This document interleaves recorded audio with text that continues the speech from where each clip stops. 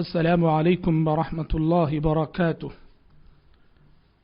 الحمد لله رب العالمين، والصلاة والسلام على أشرف الأنبياء والمرسلين وعلى آله وأصحابه أجمعين وعلى من تبعهم بإحسان إلى يوم الدين. أما بعد، أعوذ بالله السميع العليم من الشيطان الرجيم من همزه ونفخه ونفثه. واصبر نفسك مع الذين يدعون ربهم بالغداة والعشي يريدون وجهه ولا تعد عيناك عنهم تريد زينة الحياة الدنيا. آج میں اپنے ہفتہ واری پروگرام نیک لوگوں کی صحبت میں اس کی ایک اور کڑی لے کر آپ کی خدمت میں حاضر ہوا ہوں. ہر بدھ ہم اللہ تبارک و تعالیٰ کے نیک بندوں میں سے کسی نہ کسی کی سمان حیات اور کسی نہ کسی کی لائف ہسٹری آپ کے سامنے پیش کرتے ہیں، اور یہ مبارک سلسلہ ہم نے صحابہ کے تذکرے سے شروع کیا ہے. انشاءاللہ تعالی چند ہفتوں تک صحابہ پر گفتگو کرنے کے بعد کے ادوار کے جو اہل علم، اہل صلاح، اہل تقوی گزرے ہیں، اور اسی طرح سے جو معاصرین میں سے اہل علم، اہل صلاح اور اہل تقوی گزرے ہیں، ان پر ہم آپ کے سامنے گفتگو کریں گے انشاءاللہ تعالی. لیکن یہ مبارک سلسلہ، اس سلسلے میں جس قدر پیارے نبی کے جلیل القدر صحابہ کا تذکرہ ہوگا، تو یہ اس مبارک سلسلے کی عظمت کے لیے یہ بات از حد ضروری ہوگی. اسی لیے ہم نے آج کی گفتگو کے لیے بھی پیارے نبی کے ایک جلیل القدر صحابی کا انتخاب کیا ہے، اور آج ہم آپ کے سامنے گفتگو کرنے جا رہے ہیں صحابی رسول حضرت ابو عبیدہ بن جراح رضی اللہ عنہ کے سلسلے میں. یہ ایک ایسے صحابی ہیں جو اپنے نام سے کم جانے جاتے ہیں، کنیت سے زیادہ پہچانے جاتے ہیں. انہیں ہر کوئی ابو عبیدہ ہی کے نام سے جانتا ہے، اور ان کا نام عامر بن عبداللہ بن جراح القرشی الفہری تھا. تو گویا عامر ان کا جو ہے اصل نام تھا رضی اللہ عنہ وارضاہ. بڑی خصوصیات والے صحابی ہیں، سابقین اولین میں سے ہیں، یعنی مکی دور میں جب اسلام قبول کرنا آزمائشوں کو دعوت دینے کے مترادف تھا، اس آزمائش کے مرحلے میں، اس آزمائش بھرے دور میں صحابی رسول ابو عبیدہ بن جراح رضی اللہ عنہ نے اسلام قبول کیا اور اسلام کے لیے قربانیاں دیں، اور پیارے نبی صلی اللہ علیہ وسلم نے انہیں یہ اعزاز بھی عطا کیا کہ ان کا شمار عشرہ مبشرہ میں سے ہوتا ہے. یعنی طبقہ صحابہ میں وہ 10 نمایاں صحابہ جنہیں لسان نبوت نے ایک مجلس میں اپنی زبان مبارک سے جنتی ہونے کی بشارت سنائی،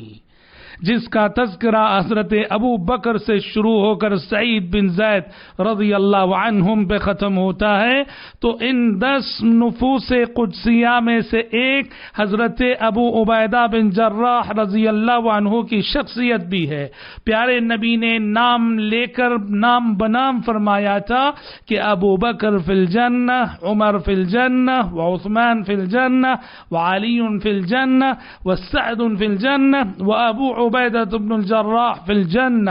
عشرہ مبشرہ میں سے ایک ہیں. اور اگر انفرادی اعتبار سے ان صحابی کی خصوصیت کی اگر بات کی جائے،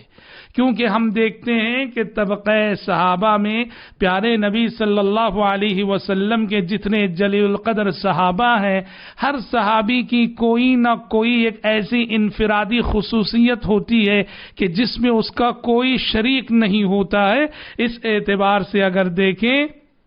تو ابو عبیدہ بن جراح رضی اللہ عنہ کی یہ خصوصیت ہے کہ پیارے نبی نے انہیں امین هذه الامہ ہونے کا اعزاز اور لقب عطا کیا ہے. یعنی اس امت کی سب سے امانت دار شخصیت، اس امت کی سب سے امانت دار شخصیت، سب سے عظیم شخصیت امانت و دیانت کے اعتبار سے کتنے بڑے شرف کی بات ہے کہ لسان نبوت کسی کو امین قرار دے اور امین کے لقب سے نواز دے، اور یہ اعزاز حاصل ہوا تھا حضرت ابو عبیدہ بن جراح رضی اللہ عنہ کو۔ قبول اسلام کے بعد جس طرح اور صحابہ نے مشقتیں برداشت کی، اسلام کے لیے قربانیاں دی، یہی قربانیاں حضرت ابو عبیدہ بن جراح رضی اللہ عنہ کو بھی دینی پڑی۔ چنانچہ مکے میں جب حالات تنگ ہوئے تو حبشہ ہجرت کرنے والوں میں حضرت ابو عبیدہ بن جراح رضی اللہ عنہ کا نام بھی آتا ہے۔ پھر پیارے نبی جب مدینہ ہجرت کر گئے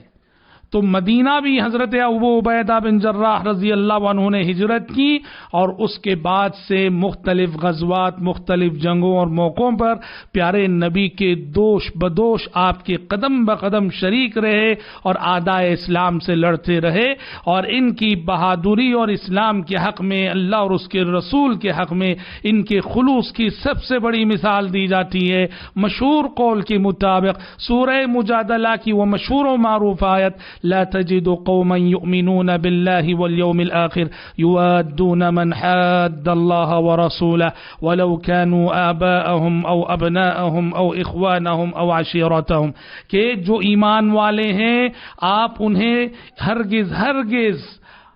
اللہ اور اس کے رسول کے دشمنوں سے محبت کرتے ہوئے نہیں پائیں گے، بھلے سے وہ دشمن ان کے باپ کیوں نہ ہو، ان کے بیٹے کیوں نہ ہو، ان کے بھائی کیوں نہ ہو۔ مشہور قول کے مطابق یہ آیت حضرت ابو عبیدہ بن جراح رضی اللہ عنہ کے بارے میں اس وقت نازل ہوئی جب غزوہ بدر میں انہوں نے اپنی تلوار سے اپنے مشرک اور کافر باپ کا سر قلم کیا تھا۔ یہ اور بات ہے کہ بعض محققین اس واقعے کی استنادی حیثیت پہ کلام ضرور کرتے ہیں، لیکن تفسیری کتب میں، تفسیری روایتوں میں حضرت ابو عبیدہ کی طرف منسوب ہو کر اس آیت کی شان نزول تقریباً تمام قدیم مفسرین نے ذکر کیے۔ غزوہ احد میں پیارے نبی کے ساتھ شریک رہے، اور غزوہ احد میں حضرت ابو عبیدہ کے نام یہ اعزاز آیا تھا کہ جب غزوہ احد میں مشکل گھڑی آئی اور مشرکین نے پیارے نبی کو ہدف اور ٹارگٹ بنا لیا تھا، اس وقت جن لوگوں نے پیارے نبی کے سامنے کھڑے ہو کر سینہ سپر ہو کر آپ کی مبارک شخصیت اور ہستی کا دفاع کیا تھا، ان میں ایک نمایاں نام حضرت ابو عبیدہ بن جراح رضی اللہ عنہ کا بھی آتا ہے۔ اور سیرت کی کتابیں پڑھتے جائیے، کتنے واقعات ہیں، کتنے سریے ہیں، کتنی جنگیں ہیں جن میں حضرت ابو عبیدہ رضی اللہ عنہ کو آپ صلی اللہ علیہ وسلم نے روانہ کیا، اور ان میں سے کئی ایک میں آپ نے انہیں باقاعدہ امیر بنا کے بھیجا تھا۔ ایسے ہی ایک سریے کی بات ہے کہ 300 ساتھیوں کے ساتھ پیارے نبی نے انہیں ایک معرکے کے لیے روانہ کیا، اور مسافت بہت دور کی تھی، منزل بہت دور تھی، زیادہ سفر سب ختم ہو گیا، اور حال یہاں تک آ پہنچا کہ صحابہ کھجور کی بیج صرف بچ گئی تھی، کھجور کی بیج کو چوس لیا کرتے تھے اور اس پہ پانی پی لیا کرتے تھے اور دن بھر صبر کرتے تھے، یہاں تک کہ جب وہ بھی ختم ہو گئے تو اللہ کی مدد یوں آئی کہ حضرت ابو عبیدہ کی قیادت میں یہ قافلہ ساحل سمندر سے گزر رہا تھا، تو سمندر نے ایک بہت بڑی مچھلی جو اٹھا کر ساحل پہ پھینک دی۔ اللہ کی جانب سے صحابہ کی مہمان نوازی اور ان کی بھوک مٹانے کا ایک قدرتی انتظام تھا۔ 300 کی تعداد میں یہ صحابہ تھے، اتنی بڑی مچھلی تھی وہ کہ راوی حدیث فرماتے ہیں ہم 300 لوگ 15 دن مسلسل کھاتے رہے اس مچھلی کو، ایک چھوٹے پہاڑ جیسی تھی۔ فرماتے اس کی آنکھ کا حصہ اتنا بڑا تھا کہ حضرت ابو عبیدہ نے اس کی آنکھ کے حصے میں 13 لوگوں کو بیٹھایا، 13 لوگ بیٹھ گئے اس کی آنکھ کے حلقے میں۔ اللہ رب العالمین کی جانب سے ایک بہت بڑی مدد تھی، حضرت ابو عبیدہ کی قیادت میں فوج بھیجی گئی تھی۔ اتنا ہی نہیں کہ 15 دن وہ سب کھاتے رہے، بلکہ اس کے بعد اس کو کباب بنا کر بھی لے آئے مدینہ۔ پیارے نبی کے پاس جب پہنچے تو پیارے نبی نے کہا کہ یہ رزق ہے جو اللہ نے تمہارے لیے اس چیز کا انتظام کیا تھا، اور اگر تمہارے ساتھ کچھ ہے تو ہمیں بھی کھلاؤ۔ نجران کا اہل نجران کا ایک وفد پیارے نبی کی خدمت میں آیا تھا، اور جب وہ جانے لگے تو انہوں نے پیارے نبی سے درخواست کی تھی کہ ہمارے ساتھ کسی امانت دار انسان کو بھیجیے، کسی عظیم شخصیت کو بھیجیے جو ہماری تربیت کر سکے، ہمیں تعلیم دے سکے۔ تب پیارے نبی نے کہا تھا کہ میں تمہارے ساتھ اس امت کے امین کو بھیجتا ہوں، اس امت کی امانت دار شخصیت کو بھیجتا ہوں، اور حضرت ابو عبیدہ بن جراح رضی اللہ عنہ کو آپ نے ان کے ساتھ روانہ کیا تھا۔ اپنی قربانیوں کے سبب، اپنے خلوص کے سبب، اپنے ایثار کے سبب، اپنی استقامت کے سبب حضرت ابو عبیدہ بن جراح رضی اللہ عنہ پیارے نبی کی نظروں میں جیسے محترم رہے، پیارے نبی کے عظیم ترین صحابہ جو خلفائے راشدین کہلاتے ہیں ان کی نظروں میں بھی بڑے محترم رہے۔ اور اس کا اندازہ اس بات سے کیجئے، پیارے نبی کی وفات کے بعد جب خلیفہ کے انتخاب کی بحث چل رہی تھی تو ابو بکر صدیق رضی اللہ عنہ نے یہ مشورہ دیا تھا کہ لوگوں دو نام میں پیش کرتا ہوں، ان میں سے کسی ایک کو اپنا خلیفہ بنا لو۔ ایک نام حضرت ابو بکر نے پیش کیا تھا عمر بن خطاب رضی اللہ عنہ کا، اور دوسرا نام حضرت عمر کے ساتھ پیش کیا تھا تو ابو عبیدہ بن جراح کا۔ اللہ اکبر، نام پیش کرنے والی شخصیت ابو بکر کی، اور وہ بھی کس کے ساتھ نام پیش کیا جا رہا ہے؟ حضرت ابو عبیدہ کا، عمر بن خطاب رضی اللہ عنہ کے ساتھ۔ سوچئے کہ یہ کتنے عظیم المرتبت صحابی تھے۔ یہ اور بات ہے کہ صحابہ نے خود حضرت ابو بکر کو خلیفہ بنایا تھا، بعد میں حضرت عمر بھی حضرت ابو عبیدہ کی علمی و عملی عظمت سے واقف تھے اور خوب واقف تھے۔ اسی لیے جب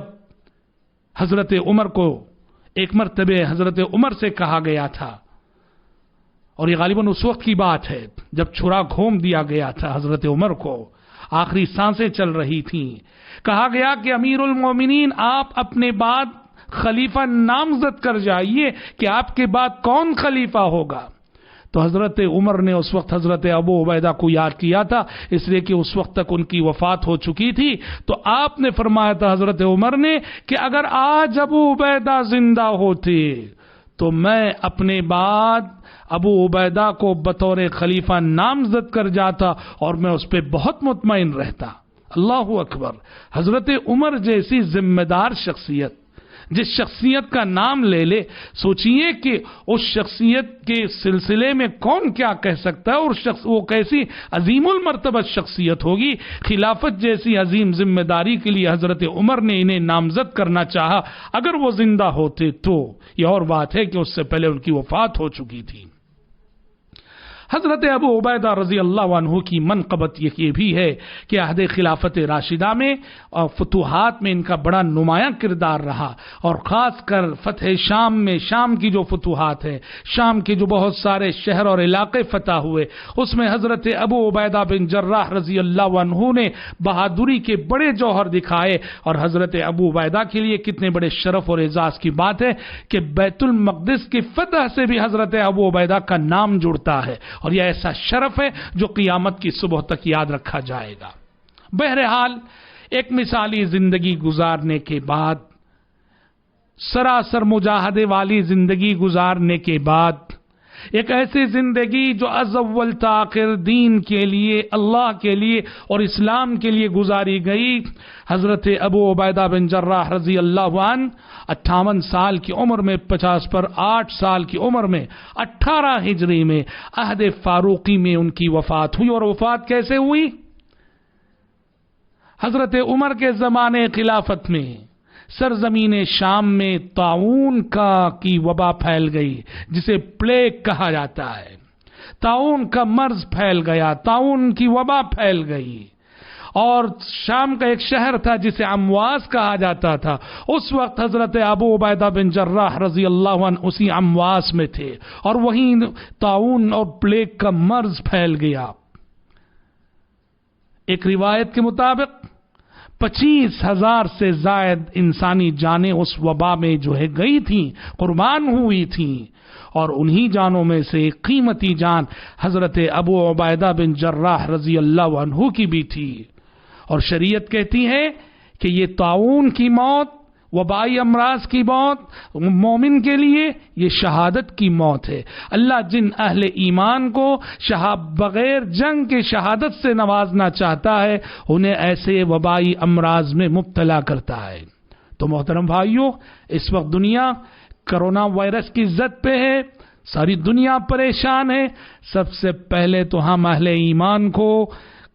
جو اہل کفر ہیں ان کی طرح سے پریشان نہیں ہونا چاہیے۔ ہمیں اللہ پہ توکل، اللہ پہ اعتماد اور اللہ پہ بھروسہ ہونا چاہیے۔ اور جو اہل ایمان اس آزمائش اور اس وبا کی زد پہ آ گئے ہیں ان کے لیے بشارت ہے کہ اللہ رب العالمین نے ان کے ساتھ خیر چاہا ہے، بھلا چاہا ہے، انہیں شہادت کے رتبے سے اللہ رب العالمین نے نوازنا چاہا ہے، شہادت کے رتبے پہ انہیں فائز کرنا چاہا ہے۔ اللہ رب العالمین وَيَتَّخِذَ مِنْكُمْ شُهَدَاءَ، اللہ کے فیصلے ایک بات اس لیے ہوتے ہیں اللہ تم میں سے بعض کو شہادت کا رتبہ دینا چاہتا ہے۔ تو بہرحال ابو عبیدہ بن جراح رضی اللہ عنہ جیسی عظیم شخصیت جو عشرہ مبشرہ میں سے ایک ہیں، سابقین اولین میں سے ایک ہیں، اگر وہ اس وبائی مرض کی زد پہ آ کر انتقال کرتے ہیں تو مطلب یہ ہوا کہ ان وبائی امراض کی زد پہ صرف اللہ کے دشمن اور نافرمان بندے نہیں آیا کرتے، اللہ کے چہیتے، لاڈلے، پیارے اور محبوب بندے بھی آیا کرتے ہیں۔ تقدیر کے فیصلوں احتیاط ضروری ہے، اور احتیاط کے بعد تقدیر کے جو فیصلے ہم پہ گزر جاتے ہیں ان سے راضی رہنا یہ مومن کی ذمہ داری ہے۔ بڑے سبق ہے ہمارے لیے حضرت ابو عبیدہ بن جراح رضی اللہ عنہ کی زندگی میں۔ دعا ہے رب العالمین سے کہ پروردگار عالم مجھ کہنے والے کو اور آپ سب سننے والوں کو پیارے نبی کے ان جلیل القدر صحابہ کی روش کو اپنانے اور ان کے نقش قدم پر چلنے کی توفیق عطا فرمائے۔ آمین ثم آمین۔ وآخر دعوانا ان الحمد للہ رب العالمین، والسلام علیکم ورحمۃ اللہ وبرکاتہ۔